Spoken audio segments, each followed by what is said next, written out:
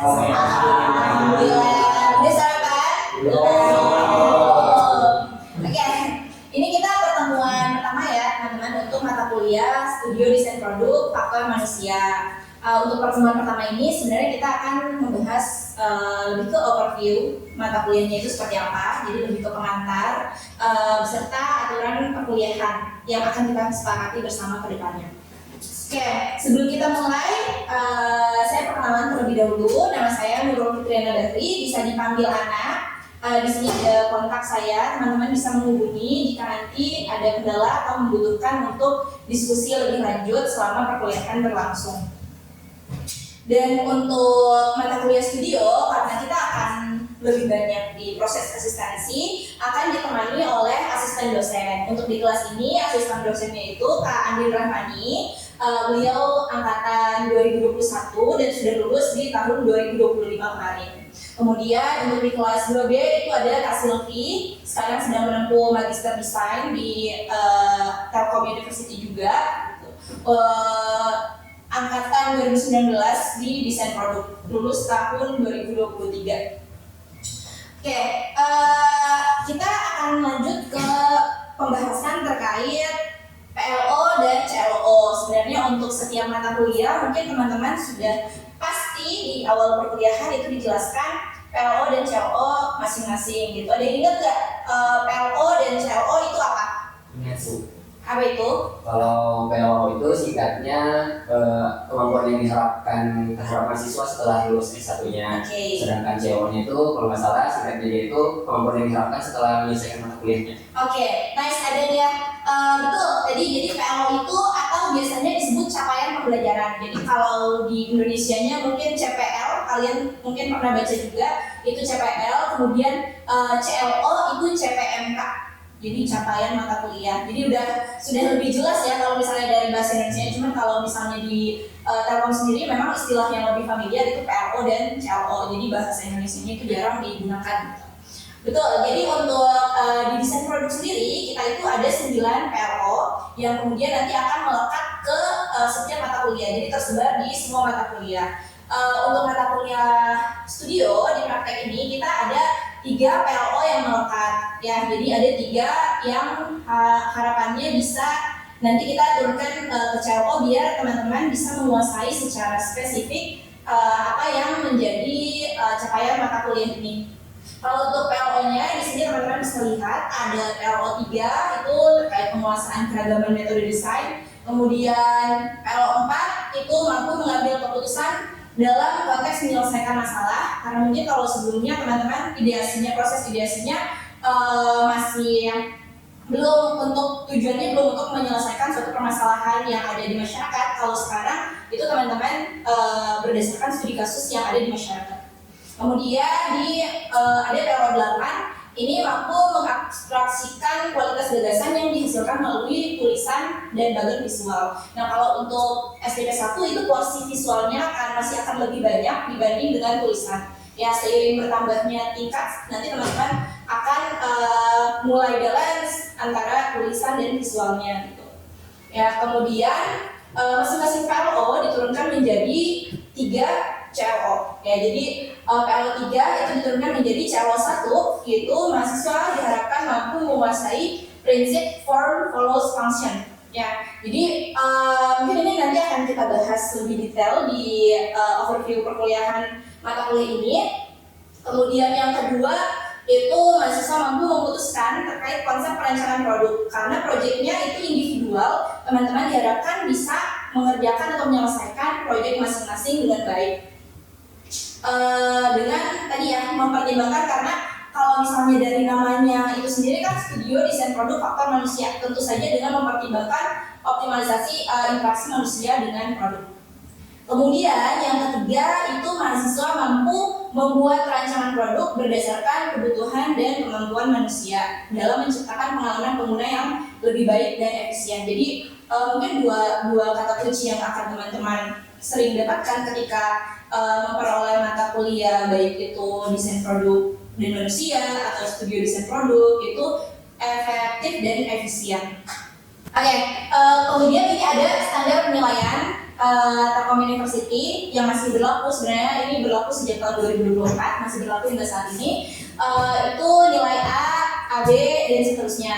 Nilai A akan diberikan ketika teman-teman memperoleh nilai di atas 85. Di 85,01 itu teman-teman sudah bisa memperoleh nilai A. Kemudian mungkin ada pertanyaan dari teman-teman bagaimana caranya untuk mengetahui teman-teman bisa dapat nilai A, AB, dan nanti ada komponen penilaian yang akan kita bahas selanjutnya. Di sini ada komponen penilaian untuk mata kuliah studi desain produk faktor manusia.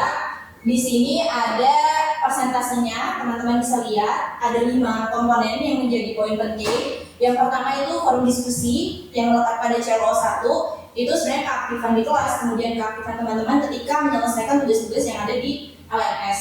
Kemudian ada presentasi. Presentasi ini sebenarnya bukan hanya presentasi akhir, tetapi juga proses asistensi yang berlangsung selama perkuliahan. Kemudian ada project 1, jadi kita kalau untuk di mata kuliah studio desain produk ini SDP 1 itu ada 2 project. Yang pertama itu fokusnya akan lebih ke semantika produk, yang kedua itu semiotika. Kemudian nanti ada project kedua dan ada presentasi lagi. Jadi ini breakdown dari penilaian yang komponen penilaian yang ada di mata kuliah ini. Sampai sini ada yang ingin ditanyakan? Cukup? Oke, kita lanjut ya. Sebelum kita mulai, ini perkuliahan ini karena ini pertemuan pertama, kita harus membahas untuk memperoleh kontrak perkuliahan, kita harus ada kesepakatan bersama. Kalau ini yang saya tawarkan sebenarnya dari saya, itu ada 4.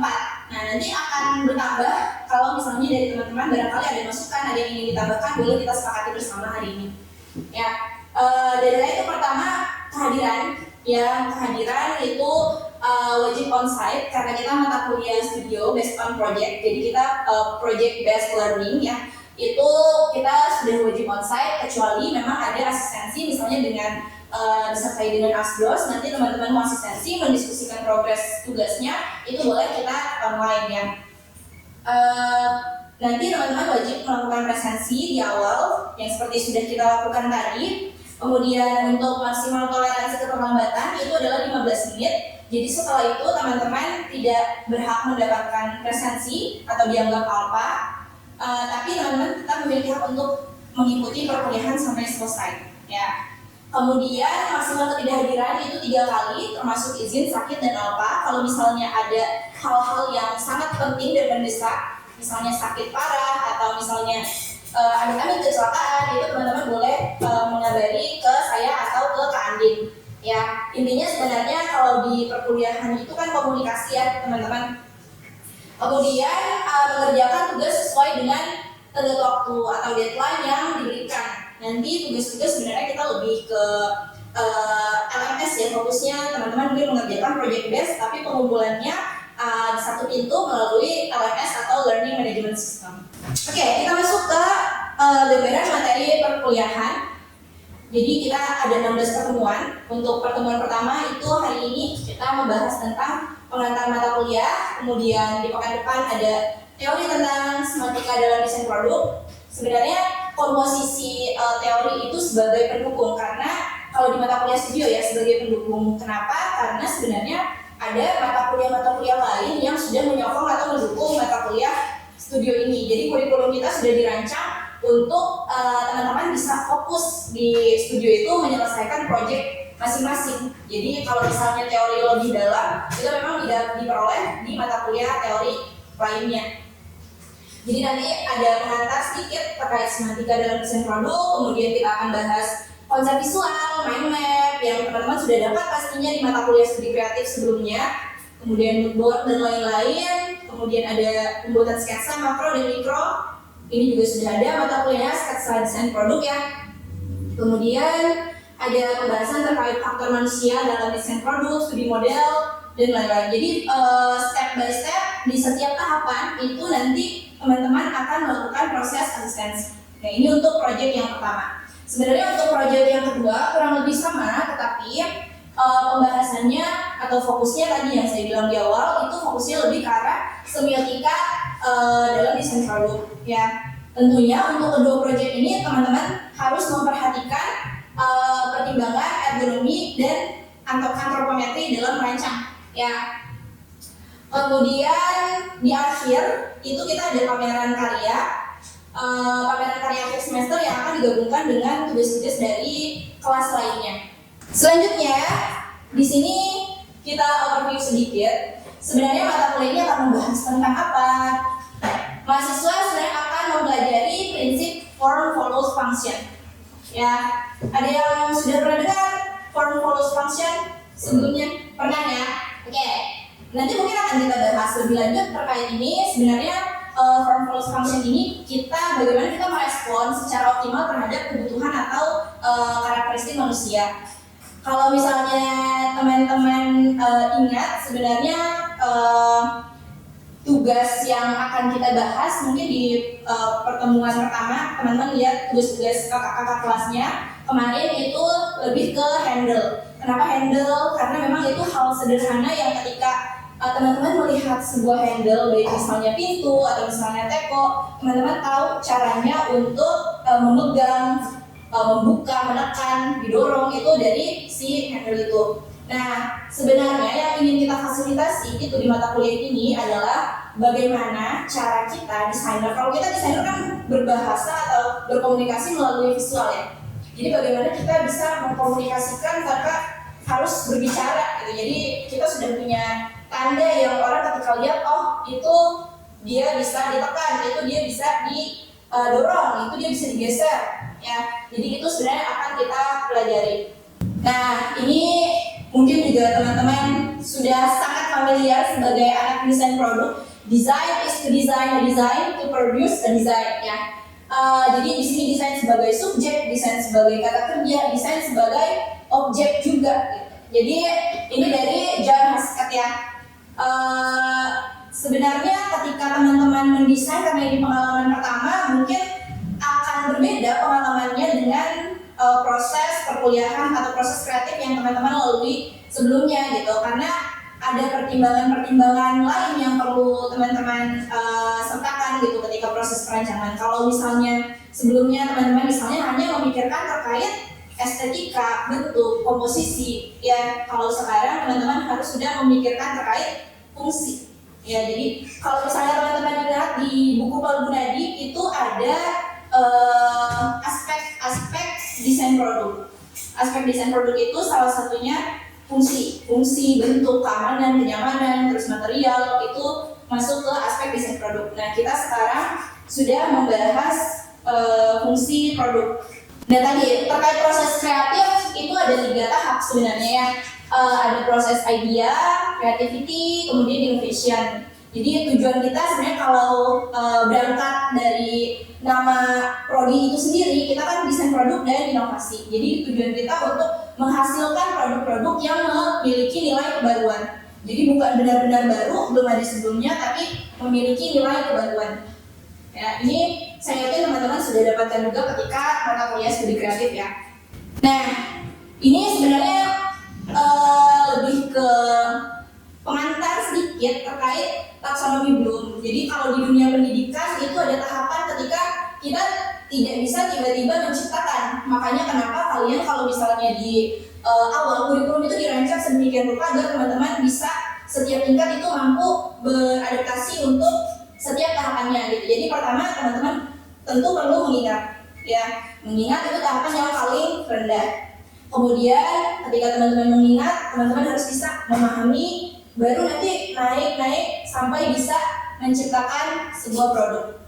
Yaitu di PLO kita juga di program studi desain produk itu memang PLO-nya disusun bertahap. Jadi 1 sampai 9 itu ada yang memahami, ada yang menganalisis, ada menguasai, ya mengevaluasi dan lain-lain. Nah, ini gambaran sebenarnya untuk teman-teman, kita posisinya masih di sini ya, di studio desain produk faktor manusia. Jadi masih awal sekali, masih kalau di body of knowledge itu maksudnya fundamental, hal-hal fundamental gitu. Jadi fundamental di desain produk teman-teman harus paham dulu terkait integrasi atau pertimbangan ergonomi ketika merancang produk, baru nanti memikirkan experience dan seterusnya ya. Nah, ini yang kedua, nanti teman-teman akan belajar tentang pengalaman manusia, mungkin sudah lebih spesifik lagi permasalahan yang dibahas, ya user persona dan lain-lain, itu nanti akan dibahas di studio desain produk 2. Kemudian di studio desain produk 3 naik lagi levelnya, teman-teman sudah paham tentang ergonomi, sudah bisa mengidentifikasi secara detail user persona dan lain-lain, itu akan lanjut ke proses produksi. Jadi sudah kaitannya dengan industri, teman-teman mungkin nanti di SDP 3 itu akan lebih banyak main ke lapangan. Yang keempat itu ada studi pasar. Kalian sudah tahu proses produksi, kalian harus tahu juga pemasarannya seperti apa. Jadi produk yang baik bukan hanya produk yang sudah selesai didesain dan bagus untuk didisplay, tapi untuk bisa digunakan dan dipasarkan. Harapan kita kan sebenarnya ketika merancang produk bisa diproduksi massal ya. Ultimate goal untuk menjadi anak desain produk kan itu sebenarnya. Mass production adalah goal kita, gitu, tujuan utama kita. Biar lebih menyebarkan kebermanfaatan gitu buat orang lain. Kemudian yang terakhir ada studio pratugas akhir. Nah di studio pratugas akhir sebenarnya karena kalian sudah mendapatkan prosesnya sebelumnya di studio pratugas akhir, lebih ke implementasi apa yang sudah teman-teman dapatkan di tahapan sebelumnya dan lebih menguatkan kepada analisis aspek sosial kemasyarakatannya. Jadi teman-teman turun langsung mengidentifikasi, melihat kira-kira ada permasalahan apa di studi kasus yang teman-teman yang angkat nantinya. Studio pratugas akhir juga ini akan menjadi memudahkan sebenarnya untuk memudahkan teman-teman mengerjakan tugas akhir di semester 8. Jadi setidaknya teman-teman sudah memiliki data-data karena memang proses pencarian data tidak mungkin sebentar. Selanjutnya ini tadi ya, form follows function. Mungkin kita bisa diskusi lebih lanjut terkait statement atau pernyataan ini, form follows function. Ada yang ingat kira-kira, karena ini sebenarnya sudah dibahas ketika teman-teman TKD juga ya kemarin itu pernah dibahas terkait form follows function, atau mungkin di kelas Pak Andri di mata kuliah desain produk dan manusia itu juga sudah dibahas. Ada yang bisa sharing terkait pernyataan ini? Oke, Nami? Setahu saya form follow function itu tuh kayak sebuah desain yang dimana bentuk yang secara luar itu tuh emang mengikuti fungsi, jadi nggak lebih daripada estetika tapi lebih ke mengutamakan fungsi, jadi lebih minimalis mungkin, lebih cocok. Oke, nice. Ada lagi selain Nami? Jai? Kurang lebih sama sih Bu, jadi kan yang setahu saya kan produk nggak cuma estetikanya doang, tapi fungsinya itu emang mengikuti fungsi untuk usernya, kayak misalnya medianya tingginya segini, itu untuk orang kerja atau untuk belajar, seperti itu sih Bu ya saya. Oke, nice. Ada lagi? Cukup. Oke, betul ya tadi ya teman-teman. Berarti masih menempel ya ingatannya terkait istilah ini form follows function, betul tadi. Jadi kalau sebelumnya mungkin Nirmana teman-teman hanya mempertimbangkan estetika saja gitu, komposisi proporsi, belum mempertimbangkan apakah dia akan berfungsi gitu. Jadi bukan sekedar sebagai elemen dekoratif, tapi juga bisa digunakan oleh manusia. Makanya ketika kita merancang biasanya tahapannya itu sangat panjang, proses visual, konsep visual itu sangat panjang. Kenapa? Karena bentuknya mau entah dia organis kah, entah dia geometris kah, itu akan memengaruhi fungsi. Jadi kita harus terlebih dahulu memiliki data terkait kebutuhan si penggunanya itu seperti apa, karena yang akan dirancang itu akan mengikuti kebutuhan dari pengguna. Oke, selanjutnya kita masuk ke, sebenarnya ini mungkin ya sudah dijelaskan juga, tapi kita refresh lagi terkait aspek-aspek yang ada dalam faktor manusia itu apa. Karena ini kan yang jadi core-nya dalam mata kuliah ini ya, studi desain produk faktor manusia. Nah, faktor manusia dalam desain produk itu ada 3 yang perlu diperhatikan. Yang pertama itu aspek fisik, ini berkaitan dengan cara kita berinteraksi. Misalnya tadi ketika melihat remote, teman-teman sudah tahu yang mana tombol off-nya, yang mana tombol on-nya, nah itu fisik. Kemudian emosional, interaksi emosional sebenarnya hubungannya dengan bagaimana produk bisa mempengaruhi perasaan dan emosi pengguna. Kayak misalnya saya suka kuning, melihat produk yang kuning saya senang gitu. Jadi atau misalnya melihat produk dengan bentuk-bentuk yang lucu. Kalau perempuan kan standarnya biasanya lucu ya, semua lucu kan. Jadi itu biasanya senang gitu. Kemudian kognitif ini biasanya sebenarnya urusannya sebagai autopilot. Jadi kita biasanya kalau pegang HP kalian udah otomatis kan tahu nih tombol back yang mana, tahu dan udah nggak harus berpikir secara serius, kalian udah tahu untuk mengoperasikannya seperti apa. Nih ya, jadi kalau fisik contohnya desain ergonomis, sekarang kan sebenarnya banyak ya, mouse ergonomis, keyboard ergonomis gitu. Kenapa sih sebenarnya disebut ergonomis? Karena biasanya dari bentuknya itu lebih mengakomodasi kebutuhan pengguna. Tujuannya sebenarnya untuk mengurangi entah kelelahan pengguna, entah pegal, entah mata yang lelah gitu. Jadi tujuannya sebenarnya itu. Di sini ada contoh keyboard ergonomis, kemudian emosional, ini mainan yang berwarna cerah. Biasanya untuk anak usia dini itu lebih butuh itu warna-warna yang cerah. Ada yang tahu nggak kenapa anak-anak usia dini itu mereka lebih tertarik dengan warna yang cerah, misalnya primer dan sekunder? Oke, Fikri. Karena mata anak itu masih mulai tahap mencerna warna gitu, jadi warna primer itu lebih mudah ditangkap oleh. Wah, betul. Jadi anak itu ini kaitannya sebenarnya dengan kemampuan anak. Jadi kemampuan anak untuk menangkap cahaya. Matanya itu kan berproses ya. Jadi ketika mereka usianya 4 tahun, 5 tahun, mungkin mereka baru menangkap cahaya itu belum sebanyak kita. Jadi mereka ketika melihat warna merah dan pink itu mirip-mirip biasanya. Sama seperti ketika bayi. Kalau bayi itu beda lagi. Kalau bayi itu baru bisa biasanya melihat warna merah dan hitam dengan jelas. Tuh, jadi ini berkaitan dengan kemampuan atau tahapan perkembangan dari si anak. Jadi mungkin kalau kita sudah bisa membedakan Tosca mana, terus biru tua, biru muda, kalian sudah bisa membedakan. Tapi kalau untuk anak-anak itu sama biru semua biasanya. Kemudian tadi ya kaitannya dengan kognitif, bentuk dan tekstur biasanya yang berbeda. Di rumahnya pasti ada remote AC juga kadang udah gak usah dilihat lagi, tapi kalian tahu mati gitu. Kalau mau tambahin biasanya ke bawah, kalau mau up itu di atas. Itu sudah standarisasi internasional sebenarnya. Oke, selanjutnya kita akan ada forum diskusi CEWO 1. Ini nanti teman-teman silakan akses LMS untuk pertemuan pertama. Bisa dilihat seluruh materinya, boleh dipahami terlebih dahulu, dibaca-baca. Kemudian ada di situ forum diskusi, ada pertanyaan pemantik dari saya yang bisa kita teman-teman berikan mungkin perspektif masing-masing terkait pernyataan tersebut. Ya, maksimal diisi di hari ini di pukul 23.59 ya, sebagai bagian dari penilaian aktivitas partisipatif. Gitu. Sampai sini ada yang ingin ditanyakan? Boleh Bu. Oke. Untuk pertanyaan sih mengenai pembelajaran selanjutnya sih. Yang di tahapan tadi salah satunya di pertemuan 6 dan 13 ada studi model juga. Betul. Untuk studi model material yang digunakan itu kalau di mata kuliah sebelumnya diajarkan seperti rupa-rupa bahwa untuk membuat studi model ada beberapa material yang digunakan. Tapi untuk kelas ini ada standar tertentu kan? Oke, untuk studi model di mata kuliah studi desain produk itu akan menyesuaikan dengan produk yang teman-teman rancang. Jadi akan berbeda gitu. Kenapa? Karena masing-masing mahasiswa mungkin tidak akan sama. Jadi ada yang butuh material yang rigid, ada yang butuh materialnya yang lebih lentur.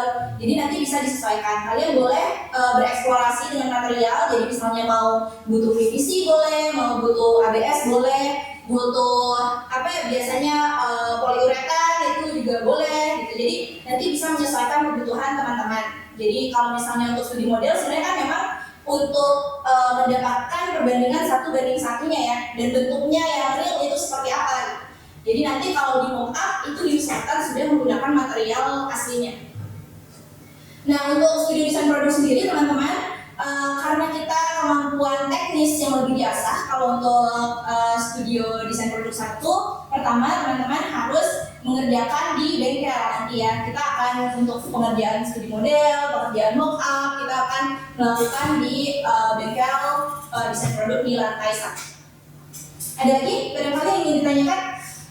Cukup jelas ada nggak? Cukup jelas. Iya, jadi kalau misalnya teman-teman nanti mau pinjam bengkel di luar jam perkuliahan juga sebenarnya bisa, karena kita ada asisten laboratorium, ada Pak Mamat, tapi wajib memberitahu terlebih dahulu ke dosen pengampunya. Jadi nanti saya bisa pinjamkan bengkel untuk teman-teman mengerjakan proyeknya. Oke, sepertinya cukup ya untuk perkuliahan hari ini. Kita bisa lanjut dengan brainstorming untuk penugasan proyek yang pertama. Terima kasih banyak teman-teman. Wassalamualaikum warahmatullahi wabarakatuh. Waalaikumsalam warahmatullahi wabarakatuh. Oke, perkenalkan nama saya Muhammad Nur Ramadan, salah satu mahasiswa dari Ibu Ana dari Desain Produk. Nah, di mata kuliah sebelumnya yang di kelas Ibu Ana itu mata kuliah Studio Desain Produk 1. Di situ Ibu Ana menjelaskan mengenai beberapa hal dari CLO, PLO sampai awal-awal tentang mata kuliah tersebut, aturan kelas, dan bagaimana pengantar mata kuliah tersebut ke depannya. Dari minggu pertama hingga minggu ke-16-nya nanti bakal bahas apa. Juga dibahas sedikit mengenai tentang ilmu-ilmu yang mendampingi mata kuliah tersebut. Menjelaskan juga beberapa asdos yang akan mengikuti kami dan aktivitas kami secara garis besarnya. Seperti itu sih untuk kelas dari Ibu Ana yang saya dengarkan tadi. Perkenalkan, nama saya Muhammad Faisan Anggota Rizky Ferwenda, saya dari Desain Produk. Untuk testimoni dari pengajaran Ibu Nur Rosvicana Bahri itu, pengajarannya sangat mudah dipahami, materi yang disampaikan itu kami dapat cepat paham, dan interaktif juga. Tidak mungkin ada beberapa dosen yang kurang interaktif ya, tapi Bu Ana ini salah satu dosen yang sangat interaktif dan sangat membantu mahasiswa dalam menyelesaikan kesusahannya atau menyelesaikan permasalahan yang dihadapi oleh mahasiswanya. Jadi gitu sih. Terima kasih.